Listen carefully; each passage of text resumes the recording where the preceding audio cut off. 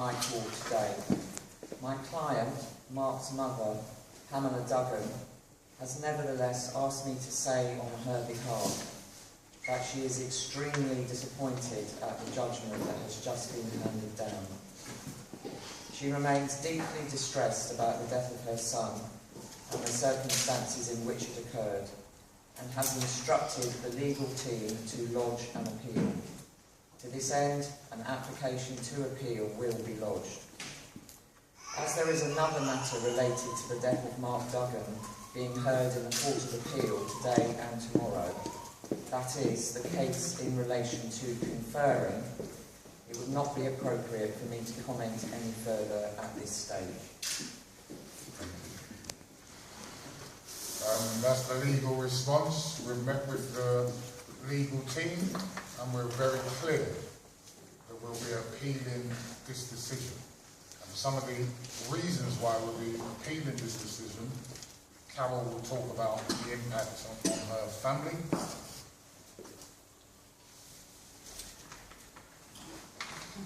Once again, our family feels totally let down, disheartened and disappointed. We feel we're being held responsible for the uprising of 2011.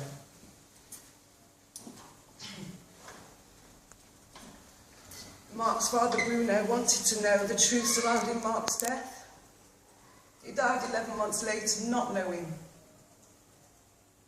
Mark's mother, Pamela, she's in the hospital as we are here, having her stitches removed as they've cut the cancer out for the third time. The family has been on a roller coaster of emotions for the last 3 years. My sister is suffering from anxiety, panic attacks, to cancer for the third time, lymph node cancer. We just don't know how much more she can take of this. We believe that we are being punished for the uprising of 2011. We believe we're not getting a fair trial because of that.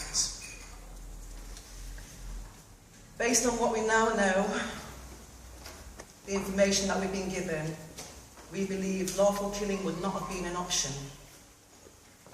Even Lord Leveson, during the EJR, recognised the public would find it hard to understand how an unarmed man could be lawfully killed.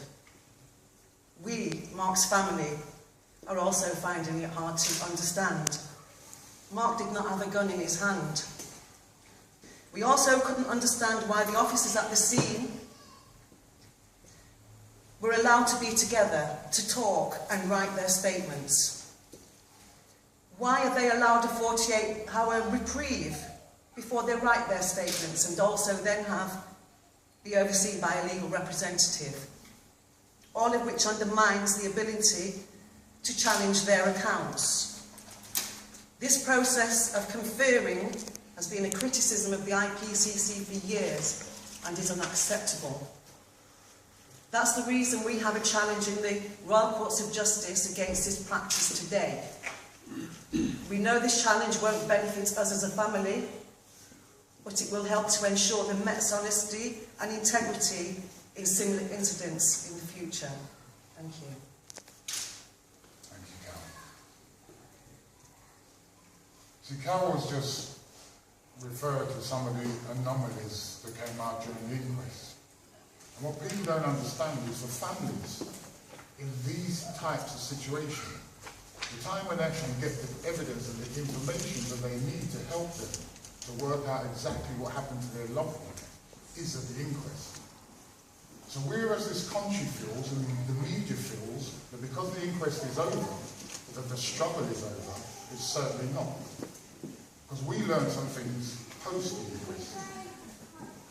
The words that you see there, the words that you see there are not our words.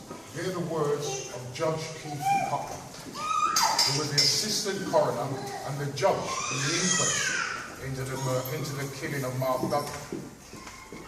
Judge Keith Cutler knows more about this case than any of us in this room today, because he has also heard the secret information that's been denied us.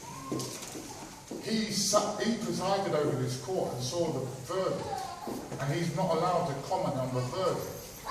But in making the comments and the recommendations that he has, we say that he is telling us that there was no way that he could find a finding of lawful killing based on the significance and the number of concerns that he has voiced. But we also say that we know some things that Judge Keith Cutler didn't know at the time that he wrote his recommendations.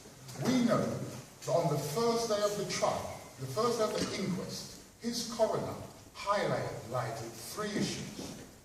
One of those issues was what was called the anonymous letter, the most serious and significant allegations about Trident being in control of significant gangsters and using those gangsters to put guns into the hands of lesser criminals on the streets of North London.